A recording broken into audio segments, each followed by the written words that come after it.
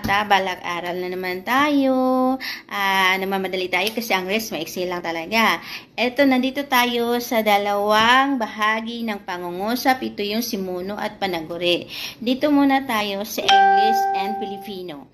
Ang panaguri, no. Simuno is, in English is subject. Ang meaning, kahulugan ng simuno. Ang simuno ay tumutukoy ng hayop na tumutukoy ng tao, hayop, bagay o konsepto ng gumagawa nito na nagtataglay ito ng katangiang inilarawan ng panaguri sa pangungusap.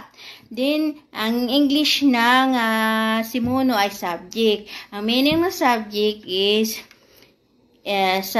what or whom the sentence tells about. Dito naman tayo sa predicate. This predicate is panaguri. The predicate naman, ang kaibahan ng predicate, the predicate tells something about the subject. So, ang ibig sabihin ng predicate, ito ay nangahulugan na ang pangungusap or sentence na ginagawa niya ay sentro sa subject.